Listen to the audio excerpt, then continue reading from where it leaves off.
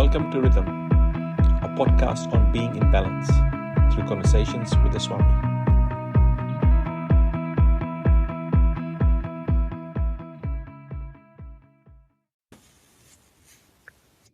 Namaste, Rhythm listeners, and welcome back to another episode of Rhythm. I'm with Swami Tadananda. How are you?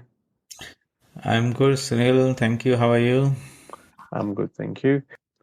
Question comes from one of the listeners where they've asked, how do they know that they're making spiritual progress? So this listener has been listening to our episodes for a while. Okay, so let us first understand what is spirituality in the sense. Again, we go back to that framework of what we are, that we are a multidimensional being, and the grossest dimension is the body, and that then through that we interact with the physical world because the five senses are embedded in there, and subtler than that, like two eyes, the subtler is the water. So we have that mental space, the area or space of mind and thoughts and emotions and feelings and all that, which controls the physical body and manifests as various actions and all that. Then we say there is even something finer than that: eyes, water vapor, body, mind, and intelligence, let us say, which actually is the control of the mind, and the mind then controls the body, and then actions happen. And then behind that, in the highest dimension, we are pure consciousness, the Atman, okay, the spiritual being. That is the common thread that runs through all of us. That's the ocean behind all the waves, and actually that is the permanent part of it. The waves appear and disappear. The three bodies, intelligence, mind, and physical body, appear, retain some form for some time, and then it merges back into the source. But the ocean is the permanent aspect of our being. Therefore, we are all spiritual beings having a human experience. And the cycle of putting on the body and discarding the body, putting another body, discarding the body is what is called samsara. And the mind remains, it survives even the death of the physical body. But even when the mind is dismantled and all the bodies become dismantled, when we really become no body, then we become identified with that universal spiritual being. I am the supreme being. As called God realization, self-realization, nirvana, mukti, Bhagwan love, all those terms are there. So that is the framework.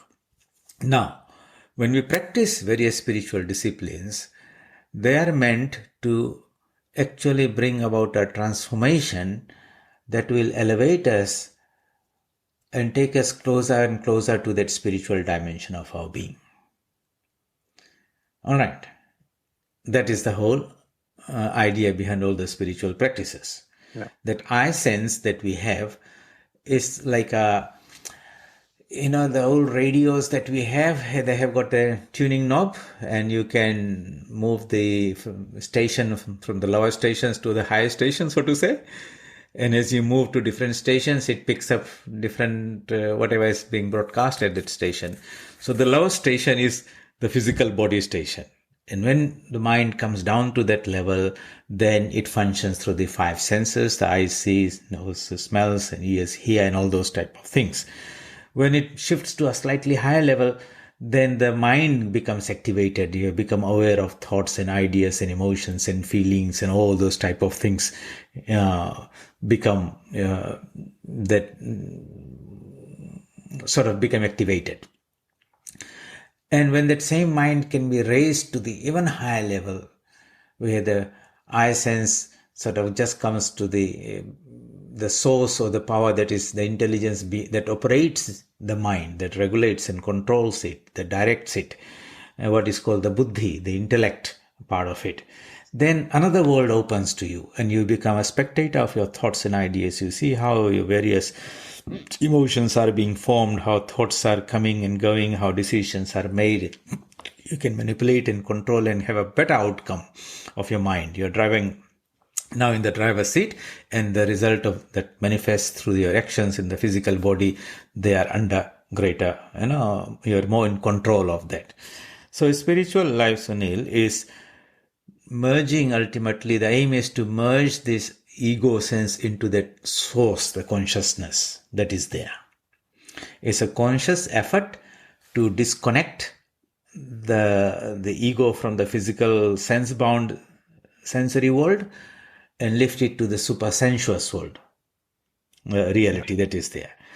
And so you'll find that in all the religions, they have got certain do's and don'ts, the 10 commandments or the yama and the niyama of the Patanjali Yoga Sutras. And then you'll find the rationale behind them is this. It says, do those things that will lift you above, higher. Don't do those things that will drag you down. Okay, because at the end of the day, we want that elevation, lifting, going to that higher energy of being. So the actions that we do can have two types of output. It can bring us down or it can lift us up. One has to, and the prescriptions that are given in the spiritual paths are, if you examine very carefully, the moral and the ethical things, what is dharma and what is adharma, what is right and what is not right, what is personally conducive for spiritual growth and which is harmful for spiritual growth. You'll find the subtle demarcation is that anything that takes us up is good. Anything that drags us down and makes us more and more identified with this body and the mind and the senses, more like an animal life of eating, drinking, procreating, and we live there, we die there, that is not desired. So you'll find that the disciplines are to restrain ourselves, to check the lower impulses, and to give expression to the higher ones. And so in spiritual life, you will see non-violence, ahimsa, satya, truthfulness, purity, prayerfulness to the Supreme Being or our own higher self. All those things are taught as the means. As we practice them, and they are the foundations of spiritual life that support the japa and meditation and other spiritual practices that we do. As we practice them, and if you sincerely practice them, then you will feel that elevation. Okay, it's like a hot air balloon.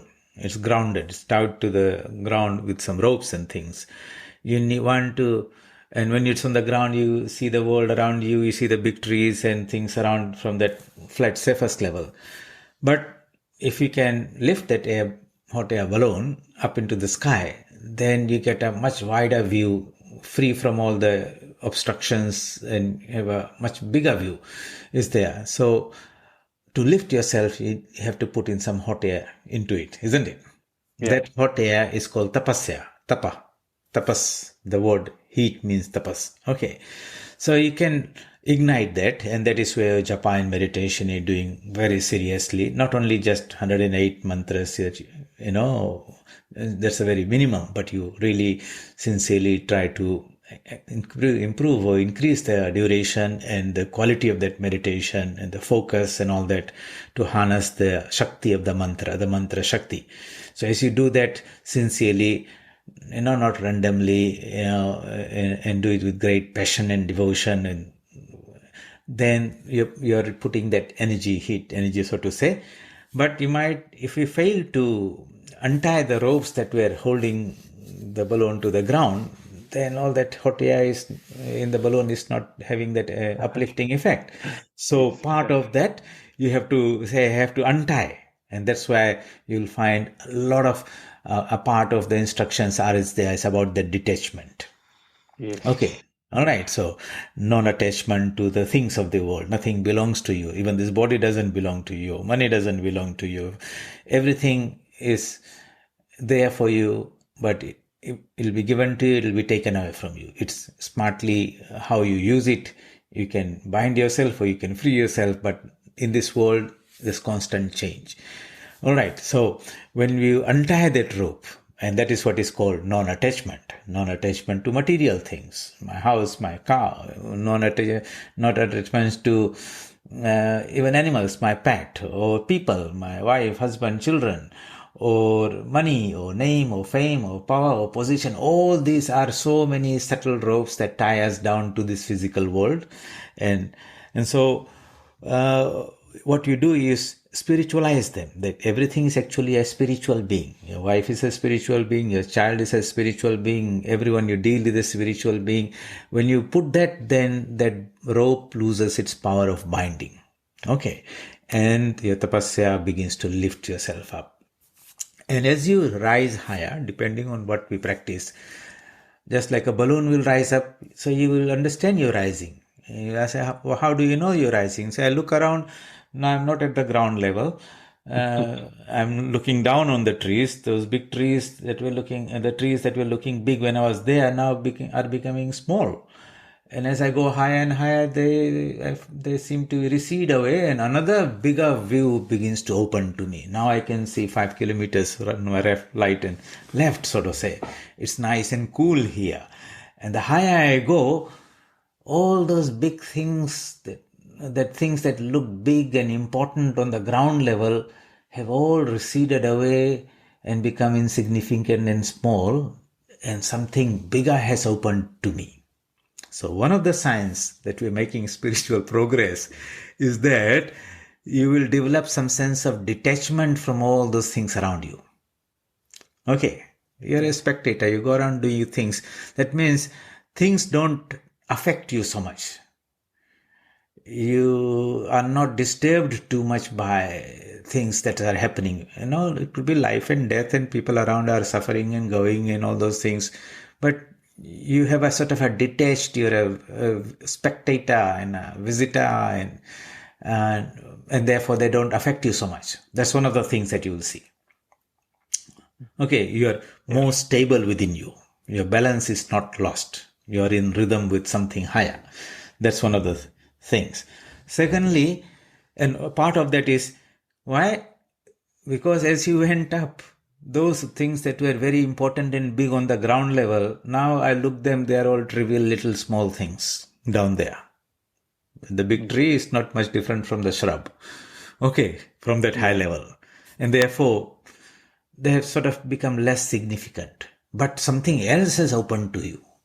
And you have this bigger vision of life. And you're looking at yourself, where did I come from? Where am I going? And what's the meaning and purpose of all those things? And rather than just looking at taking a day at a time on a week and I say, hey, what's going to happen next month? You say, I don't know. What happened last month? I've forgotten. We are just like so much zoomed and focused, and everything has become magnified and important. But the bigger picture is lost.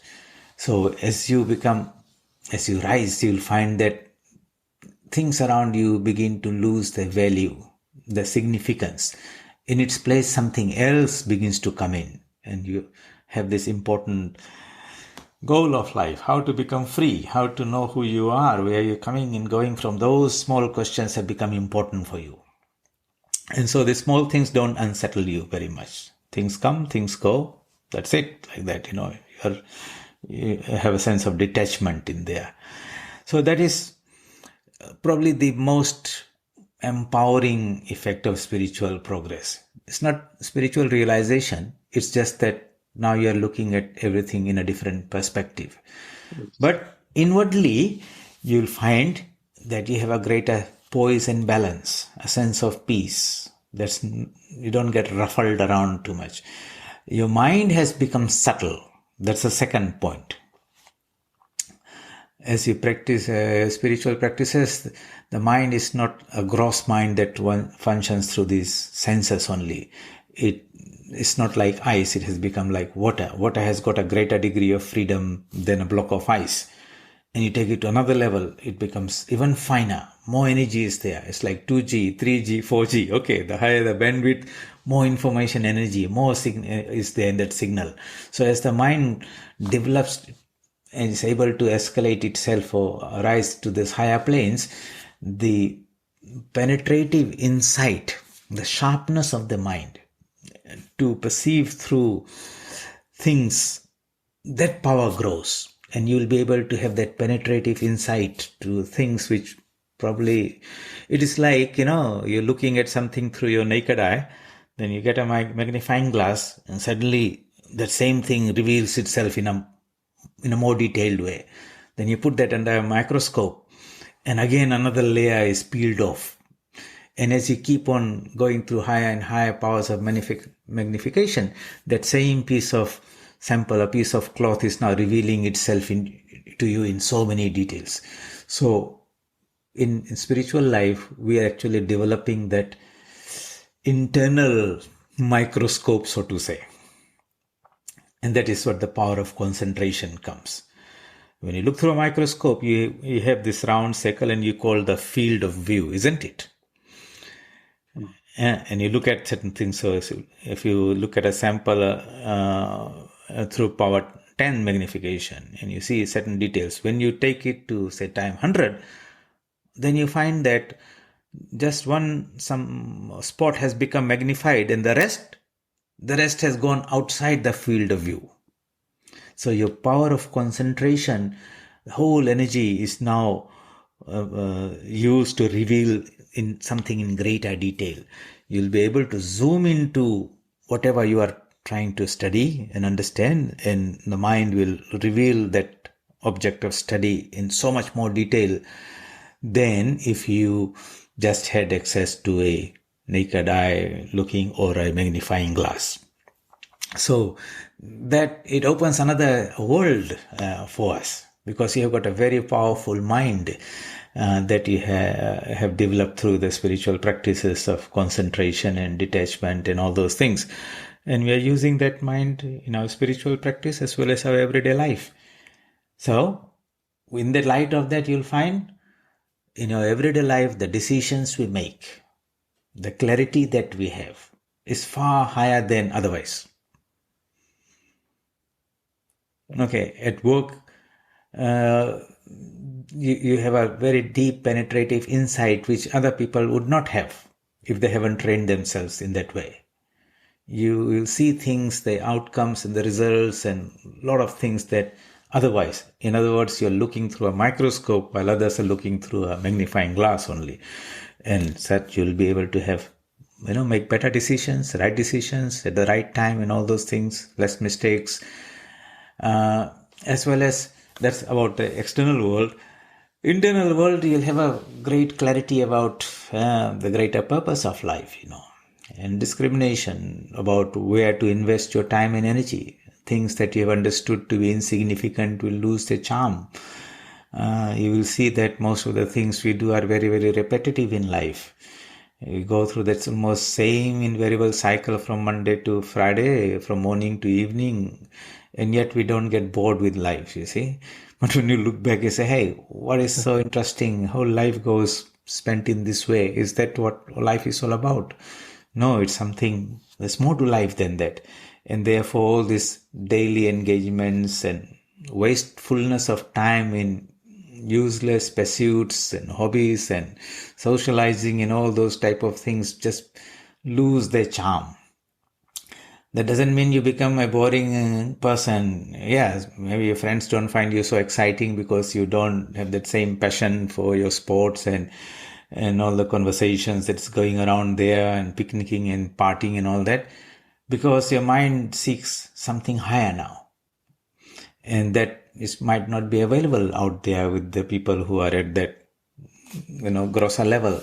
So your mind will seek company of people or places where it gets stimulated with that type of knowledge. And you'll find great joy when you are exposing yourself to that type of knowledge, because it's a finer taste. It's a more refined taste that opens up when you pursue these higher truths and the truths about who we are and the greatest riddles of this existence you want to solve and discover the wonderful truths that the sages have proclaimed, that we are the eternal immortal being.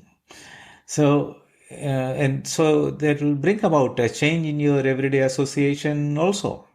You see, that's one of the results of that we are making progress, that things that were very a lot of fun and enjoyable at a very gross level are not so anymore. Yes. Okay. These are, and as you rattle them out here, they all make sense, right? And people and our listeners that have been listening for a while, they would know that a lot of these do come about Yes. if you're doing in it. Not all of them, maybe at the same time, but slow, small degrees of each do pop in. So that's good. Yes. And these are the everyday things, there's a little Yeah, roadmaps. And then of course on the other side, when you're really lifting yourself up, yeah, then you'll have various other spiritual experiences also. Okay. yes, And yes, the world, the subtle world of the spirit that is unavailable to us when we are looking at functioning through the gross senses and the ordinary mind, that opens up into another beautiful world about who we are and how the world is. And that can be very, very transformational and enlightening. And that's when you feel, wow, this is what spiritual life is about. It's unfolding. It's the lotus that is blooming within us. In the lotus bud, all these wonderful things are there, but it must bloom. It's a koru that must unfurl itself into a beautiful fern leaf. It is the potential God in me that now must express itself and manifest itself. And all those wonderful qualities that we normally appropriate to God, that He is infinitely powerful, He is omniscient, He is omnipotent, He is full of bliss, He is the essence of purity and beauty and freedom and eternal and immortal. Really, that God is our own higher self. And as we go to this direction, we will feel that those powers unfolding within ourselves. Okay. And that is another way to look at and measure or have some indication of are we increasing, growing spiritually or not. And the third one, and most powerful one is, yes, you can do your spiritual practices in the silence and solitude of your cave or your personal life. But look, there's an ocean behind the wave. And as the wave merges more into the ocean, it begins to feel its oneness with all others. All right, in ignorance, it's just aware of I'm a wave and the few ones around near me are waves. These are my family members and relatives but as the wave merges more and more into the ocean, then it begins to get a sense that the water in me and the water in others is the same water. There is something that's common inside us. There's some spiritual underlying oneness, unity behind the diversity. And that through that ocean, I'm in one with everyone. The whole world is mine and I belong to everyone. That is another very powerful outcome of a spiritual practice. In one word, we become more unselfish. We become caring, sharing, full of compassion, love, forgiveness, and all those things around, because somehow we are beginning to feel that oneness behind the many. And if your heart keeps on expanding and expanding, so much so that you feel like stretching out your arms and embracing the whole world, like Buddha did, like all these great souls, enlightened souls did, that is what spiritual progress is about. So Swami Ranganathanji says, how do you know you're growing spiritually? That you practice your meditation within and you manifest that sense of oneness through your actions, unselfish actions in your engagement with people outside. Both of them go together. We dive inside to discover the oneness and we then express or experience that oneness outside. In one word, we become more unselfish. That is another sign of spiritual progress. If one is practicing all these things and these things are not happening, that means somewhere the ropes are holding the balloon down. Okay, and we have to inspect and see what is there. yeah, That's why Swami Vivekananda says, unselfishness is God. You feel more passionately and deeply for others without being judgmental, forgivingness, and want to do something to alleviate the suffering of others, because somehow you feel I'm in them also, or the same power that's inside me is in others. Holy Mother says, what happens when you get God realization? You don't grow two horns, she says. You are what you are, but you develop that purity of mind, and you realize that the one who dwells in our own heart dwells in the heart of all beings, and that makes us truly humble. So humility will come. Okay, that ego becomes less. It doesn't become, it's no longer a billiard ball that's bouncing and knocking each other off. You become considerate, you become loving and caring and sharing and forgiving and all those things. That is a sign of spiritual growth, because you're now more in tune with the underlying unity that is behind all the diversity. That's good. That's very good, Swamiji. So those three things you've talked about, I'll just repeat them quickly. The first one being the idea of being detached and not affected by what's happening around you and being more stable. Second, the mind becomes more settled. You make better decisions. It's more concentrated. It has a greater purpose. And then finally, the oneness with everyone else. You become one with the others. So those 3 points are real good indicators of spiritual progress. So I think they're pretty good. Yeah, There's so many other ways we can express that, but here, off the cuff, as you asked, these are, thoughts that came to my mind that I can share from a practical point of view.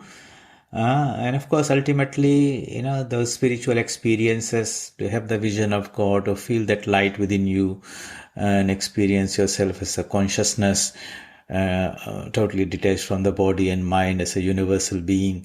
Those are the personal spiritual experiences. I try to share that in relation to the world around us, how our everyday life goes around and how we look upon others and look upon ourselves, and how does the world act on us and how we react to it. So those 3 answers that I gave was more from the external macrocosmic view, me and the world. The internal one is, of course, described in greater detail in the scriptures, how the layers of the onion are peeled. Then you go deeper and deeper into the essence, the core of the being that we are. Yes. Okay. Thank you very much, Sunil. Excellent, Swamiji. Thanks a lot. And we'll catch up again next week. Okay. See you again.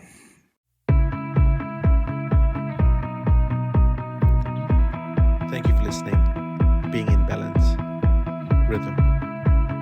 For more information, please visit www.vedanta.nz.